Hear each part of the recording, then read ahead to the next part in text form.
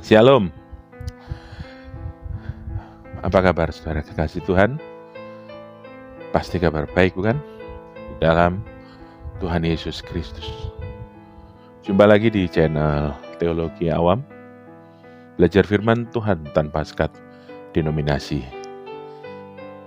Hari ini firman Tuhan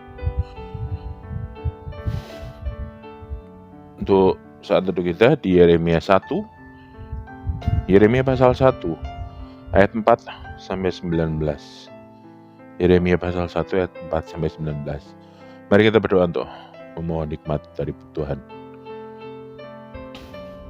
Pujian syukur hormat kemuliaan bagi-Mu ya Allah. Ucap syukur kasih setiamu atas kami, terima kasih. Berkat-Mu, terima kasih. Penyertaan-Mu pada kami semua sampai saat ini. Tuhan Yesus, kami mengucap syukur. Sekarang kami membaca firman-Mu. Tutup bungkus kami membungkus darah Yesus Kristus, tutup bungkus tubuh, jiwa, dan roh kami, tutup bungkus selamat saudara kami, tutup bungkus tempat di mana kami mendengarkan firman-Mu di mana saja. Bila kami boleh beroleh hikmat, ajaran yang benar daripada Roh Kudus. Datangnya Roh Kudus, bimbing kami semua di dalam kasih karunia-Mu.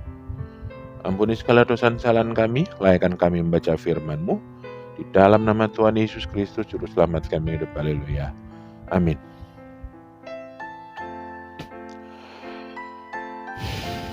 Yeremia pasal 1 ayat 4 sampai 19. Di bawah judul perikop, Yeremia dipanggil dan diutus. Demikianlah firman Tuhan. Firman Tuhan datang kepadaku bunyinya. Sebelum aku membentuk engkau dalam rahim ibumu, aku telah mengenal engkau, dan sebelum kau keluar dari kandungan, aku telah menguduskan engkau. Aku telah menetapkan engkau menjadi nabi bagi bangsa-bangsa. Maka aku menjawab, Tuhan Allah, sungguhnya aku tidak pandai berbicara, sebab aku ini masih muda. Tetapi Tuhan berfirman padaku, janganlah katakan aku ini masih muda. Tetapi kepada siapapun kau kuutus, haruslah engkau pergi. Dan apapun yang kuperintahkan kepadamu, haruslah engkau sampaikan. Janganlah takut pada mereka, sebab aku menyertai engkau untuk melepaskan engkau. Demikianlah firman Tuhan. Lalu Tuhan mengulurkan tangannya dan menjamah mulutku. Tuhan berfirman kepadaku, sesungguhnya aku menaruh perkataan-perkataanku ke dalam mulutmu. Ketahuilah, pada hari ini aku mengangkat engkau atas bangsa-bangsa dan atas kerajaan-kerajaan untuk mencabut dan merobohkan, untuk membinasakan dan meruntuhkan, untuk membangun dan menanam. Sesudah itu firman Tuhan datang padaku bunyinya. Apakah yang kau lihat, hai Yeremia? Jawabku. Aku melihat sebatang dahan pohon badam. Lalu firman Tuhan padaku, baik penglihatanmu, sebab aku siap sedia untuk melaksanakan firman-Ku. Firman Tuhan datang kepadaku untuk 2 kalinya bunyinya. Apa yang kau lihat? Jawabku, aku melihat sebuah periuk yang mendidih, datangnya dari sebelah utara. Lalu firman Tuhan padaku, dari utara akan mengemuk malapetaka menimpa segala penduduk negeri ini. Sebab sesungguhnya aku memanggil segala kaum kerajaan sebelah utara. Demikianlah firman Tuhan. Dan mereka akan datang dan mendirikan tahtanya masing-masing di mulut pintu-pintu gerbang Yerusalem, dekat segala tembok di sekelilingnya dan dekat segala kota Yehuda. Maka aku akan menjatuhkan hukumanku atas mereka karena segala kejahatan mereka, sebab mereka telah meninggalkan aku dengan membakar korban kepada Allah lain dan sujud menyembah kepada buatan tangannya sendiri. Tapi engkau ini, baiklah engkau bersiap, bangkitlah dan sampaikanlah kepada mereka segala yang kuperintahkan kepadamu. Janganlah gentar terhadap mereka, supaya jangan aku menggentarkan engkau di depan mereka. Mengenai aku, sesungguhnya pada hari ini, aku membuat engkau menjadi kota yang berkubu, menjadi tiang besi dan menjadi tembok tembaga melawan seluruh negeri ini, menentang raja-raja Yehuda dan pemuka-pemukanya, menentang para imamnya dan rakyat negeri ini.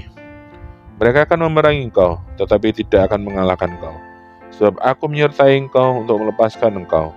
Demikianlah firman Tuhan. Amin.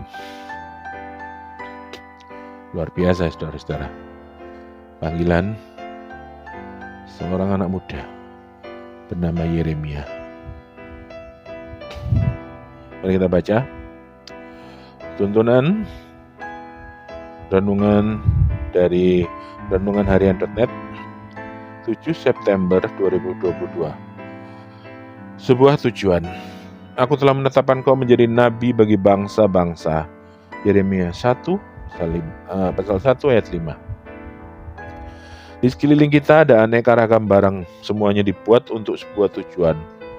Kursi untuk duduk, sendok untuk alat makan, sapu untuk membersihkan kotoran di lantai. Sebelum barang terbentuk, sudah ada fungsi barang di benak manusia. Jika ada yang dibuat manusia memiliki tujuan, tidakkah kita berpikir buatan Tuhan juga demikian? Ada tujuan Tuhan menciptakan kita sebelum kita ada. Di benak Tuhan sudah terlintas maksud mengapa kita ada. Yeremia ragu saat dipanggil oleh Tuhan. Ia merasa tidak pandai berbicara, pula masih muda. Ayat 6. Berfirmanlah Tuhan kepada Yeremia, sebelum aku membentuk engkau dalam rahim ibumu, aku telah mengenal engkau. Dan sebelum engkau keluar dari kandungan, aku telah menguduskan engkau. Aku telah menetapkan engkau menjadi nabi bagi bangsa-bangsa. Ayat 5. Firman Tuhan, aku telah mengenal engkau menunjukkan sudah ada tujuan di saat Tuhan menciptakan Yeremia. Saat setiap bagian tubuh dibentuk di dalam rahim sang ibu, sudah ada sebuah maksud di benak Tuhan. Ia menetapkan Yeremia sebagai nabi. Yeremia harus membuka mulut menyampaikan nubuatan kepada bangsa-bangsa. Pada kita juga sama. Faktanya kita ada bukan hasil keisengan. Untuk menjadi kejadian masing-masing kita, Tuhan menetapkan sebuah tujuan.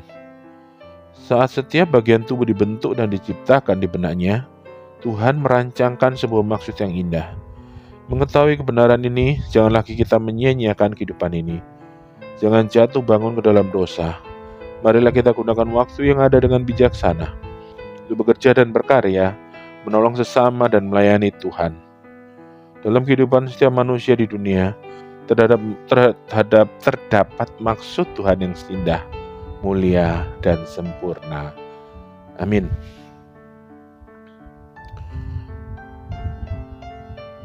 Bacaan firman Tuhan hari ini tentang Yeremia yang dipanggil Tuhan di usia yang terbilang cukup muda.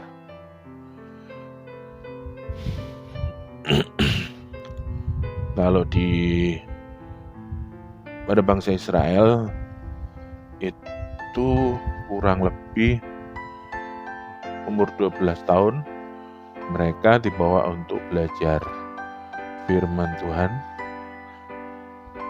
untuk diajar seorang guru. Sampai usia matang sekitar 30 tahun menurut tradisi Yahudi. Jadi kalau masih muda ya antara di bawah itu kurang lebih mungkin 15-20 tahun masih dianggap muda. Ya. Tapi yang kita lihat di sini bukan suatu hal yang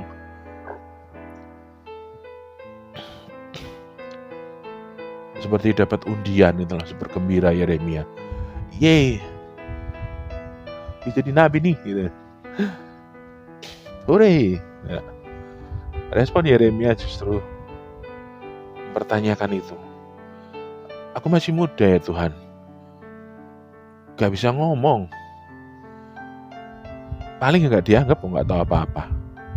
Ya, bisa dibayangkan ya, seumpama kalau zaman sekarang bukan lulusan sekolah teologi ya, masih sekolah, belum lulus sekolah, mungkin masih SMP atau SMA, terus naik mimbar khotbah, tidak ada kan? Ya mungkin ada kalau anaknya pendeta. Itu pun bukan di mimbar, mungkin persekutuan, ya. Tapi makanya itu yang menjadi keraguan Yeremia. galau. Mana ada Tuhan? Mereka mana percaya? Tidak ada. Bisa diketawain. Malu sama pemuka-pemuka agama yang sudah tua-tua itu. Mungkin dalam hati Yeremia seperti itu. Gila aja ngadepin mereka yang pengetahuan agamanya sudah di luar batas. Ahli dari segala ahli. Bisa dipahami kegalauan Yeremia. Tuhan juga paham. Karena itu Tuhan meneguhkan. Gak cuma manggil tapi juga meneguhkan dan memperlengkapi. Karena sejak awal Tuhan sudah punya tujuan buat Yeremia. Tuhan juga punya tujuan buat semua pahlawan iman yang ada di Alkitab. Tuhan juga punya tujuan buat Anda semuanya dan saya. Seringkali yang kita lupa adalah apa tujuan kita. Yang kita tahu bahwa tujuan itu cita-cita waktu kecil. Yang kita tahu bahwa tujuan kita adalah sukses menurut ukuran dunia. Sehingga Anda sukses yang menjadi manusia yang gak berguna. Ya. Tujuan bukan hanya untuk melayani Tuhan di gereja. Banyak sekali Tuhan. Tujuan hidup kita. Banyak sekali. Karena itu kita saling memperlengkapi. Kalau semua jadi pendeta, siapa jadi jemaatnya? Kalau semua jadi orang kaya, siapa yang jadi orang miskinnya? Kalau semua jadi orang miskin, lah ya kebacut. Ya kan? Istilahnya keragaman tujuan itu sudah jelas. Ya. Itu yang harus membuat kita sadar. Hidup kita ini ada tujuan. Hidup orang lain juga ada tujuan. Ya, janganlah kita membuat diri kita sendiri nggak berguna melalui pikiran kita atau menghina orang lain. Karena apa? Tujuan Tuhan untuk setiap orang beda-beda. Ya. Tapi tujuanku apa? Nah, silakan berdoa masing-masing minta Tuhan. Tuhan, tujuanku apa ya di dunia ini? Ini hanya Tuhan dong. Kreatornya kan Tuhan. Ya. Tapi kita punya tujuan. Masing-masing punya tujuan dan itu pasti untuk memperlengkapi masing-masing. Bukan untuk saling menjatuhkan. Bukan untuk saling menguasai satu sama lain. Tidak. Memperlengkapi. Jadi, bacaan hari ini mengingatkan kita bahwa tidak ada orang yang tidak berguna yang Tuhan ciptakan. Kalau kita menghina orang dengan tidak berguna, kita sudah menghina penciptanya. Kalau kita sudah menjelekkan orang, kita sudah menjelekkan penciptanya. Ya, karena manusia diciptakan oleh Tuhan segambar dan serupa. Segambar dan serupa. Artinya kita menghina manusia lain, kita menghina diri kita sendiri, kita menghina Tuhan. Ya. Jadi hidup kita, hidup Anda mempunyai tujuan. Dan tujuan itu pasti baik. Kecuali kita sudah dibodohi iblis dan tujuan kita berubah. Tujuan kehancuran yang seperti iblis mau. Ya. Kalau kita bahas soal tujuan bisa panjang. Bisa satu ibadah sendiri. Tapi yang pasti hidup kita mempunyai tujuan masing-masing. Kesuksesan ukurannya relatif. Yang pasti Kita hidup untuk menyenangkan hati Tuhan. Kita hidup untuk memberitakan Injil keselamatan. Itu tujuan yang pasti. Tujuan khususnya, tanya sama Tuhan. Ya. Jangan menganggap dirimu tidak berguna. Jangan menganggap orang lain tidak berguna. Semoga dengan ini kita bisa paham ya, apa arti kita dan setiap manusia, dan kita bisa menghargai setiap manusia yang kita kenal dan kita temui. Terpujilah Tuhan. Haleluya. Mari kita berdoa, saudara. Bapa yang bertata di dalam surga, kami mengucap syukur kasih karunia-Mu. Terima kasih Tuhan Yesus, firman-Mu yang boleh kami baca, boleh kami renungkan tentang Yeremia yang Kau panggil menjadi nabi, tentang sebuah tujuan di dalam hidup setiap manusia yang Kau ciptakan. Ya Tuhan, seringkali kami tidak tahu apa tujuan kami. Dari sekolah kami sudah disetting tujuan hidup kami, yaitu mencari kesuksesan, dalam hal ini adalah harta dan uang. Kami diajarkan itu bertahun-tahun, sehingga kami lupa tujuan kami. Engkau ciptakan di dunia ini, tujuan hidup kami seringkali melupakan itu ya Tuhan. Ampuni kami ya Tuhan. Ajar kami untuk mengerti apa yang Engkau mau dalam tujuan hidup kami. Ajar kami untuk menyadari bahwa kami punya tujuan hidup di dalam dunia ini. Terima kasih Tuhan Yesus. Kami mengucap syukur.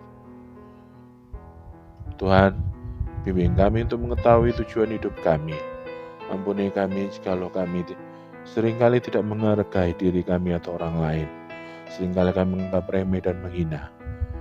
Padahal itu adalah sudah menghina penciptanya. Ampuni kami ya Tuhan. Sepanjang hari ini kami berserah. Tutup mengus kami semua kuasa darah Yesus Kristus. Tutup mengus tubuh jiwa dan roh kami. Kami mengucap syukur atas berkat-Mu yang akan kami terima sepanjang hari ini. Kami mengucap syukur atas kasih karunia-Mu yang boleh Engkau berikan. Terima kasih Tuhan Yesus. Inilah kami Tuhan. Ke dalam tangan-Mu kami berserah. Menteraikanlah firman-Mu di dalam hati dan pikiran kami. Di dalam nama Tuhan Yesus Kristus, Juru Selamat kami hidup. Kami sudah berdoa dan mengucap syukur. Haleluya. Amin. Terima kasih saudara atas waktu dan kebersamaannya. Sampai jumpa esok hari. Haleluya.